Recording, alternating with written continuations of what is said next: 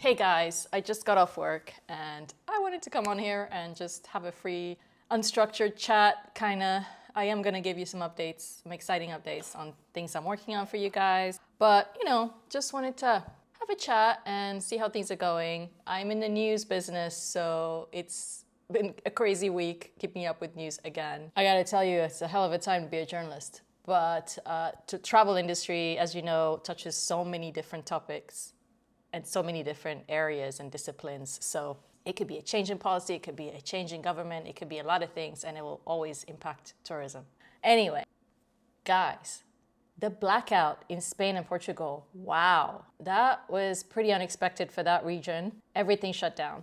I had a friend a colleague who was traveling from Paris that very day, from Paris, taking the train to Barcelona to visit a friend of hers. And while she was on the train to Barcelona is when the announcement came, I think around 1 p.m. or 2 p.m. she said. She told the whole story on her Instagram, in her stories on Instagram. The announcement is made, and then the staff of the railway station, everyone was waiting. They told them they'll take a bus to Barcelona. And I think she was on her way by 7 p.m. Nuts. So by the time she got to her friends, it was really late, probably past midnight. Everything was dark. In fact, she arrived at Barcelona station and she said it was insane. Everyone was just waiting around. Nobody had cash. She had cash. She had taken out cash before she traveled. There's a lesson in here.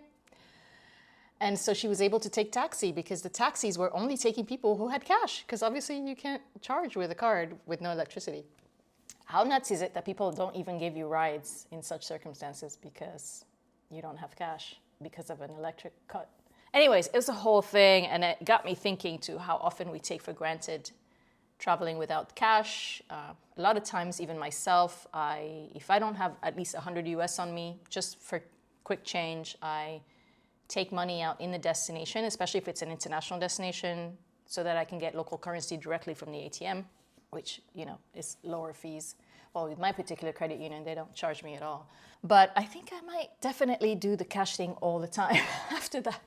But, some of us are used to these electricity cuts. They freaked out in Spain, and even the airports shut down, by the way.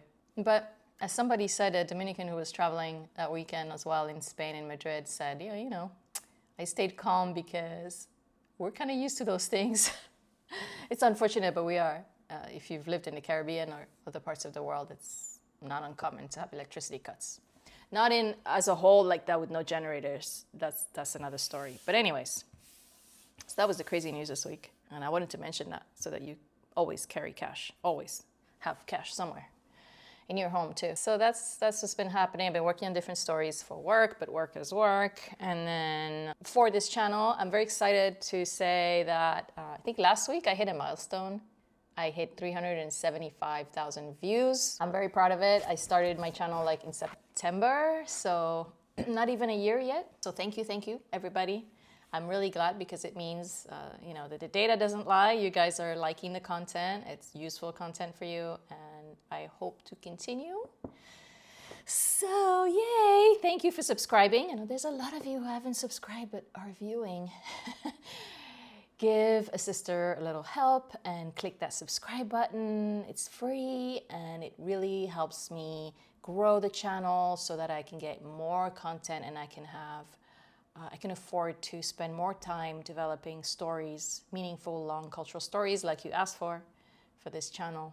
It does take time and money, so I really appreciate your support. Speaking of updates, I have very exciting content coming for you guys.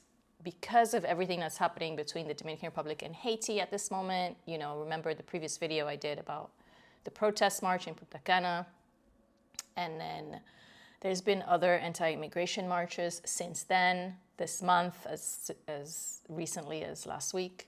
And, for a long time, I've wanted to sort of address the history of the Dominican Republic and bust all the myths and the misconceptions and also the lack of knowledge that surrounds the Dominican Republic from a historical standpoint, as well as the history of Haiti and and the relationship between the two.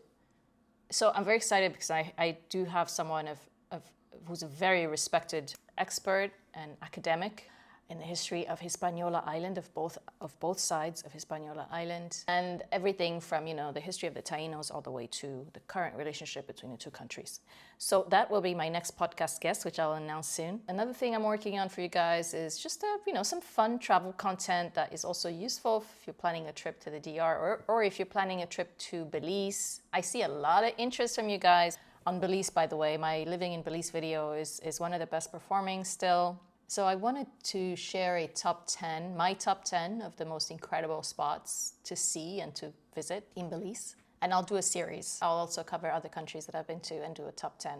So that's in the works. Oh, I am also working on a video about over-tourism in Europe and bringing you an update, because let me tell you, this summer is gearing up to be one for major, major protests in Europe. And I will share more about that with you in another video. I also have the video on Brazil and the carnival experience I had. I'm probably gonna save that for the fall so that it's around when you're preparing, maybe if you're heading to Rio. If you want it sooner, just let me know. What else? I shared my thoughts on life in the United States, and it's been quite a number of views and feedback. I welcome more thoughts on what you've experienced as well.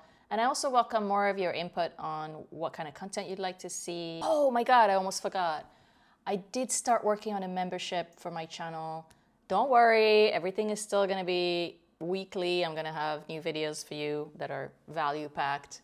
But for those who want a little bit more and who want to support my work, I am working on a membership. It's already there. If you see on some of the videos, you can see the button that says join. If you click on it, there's a 3-tiered membership. Still working on the intro video for that, so hang in there. But you can still sign up already if you're excited. The idea really is to offer things that go beyond like the usual that I'm producing. So meaning like you might get early access to my videos. You might get a live stream just with me that's for only members, and other similar perks like that.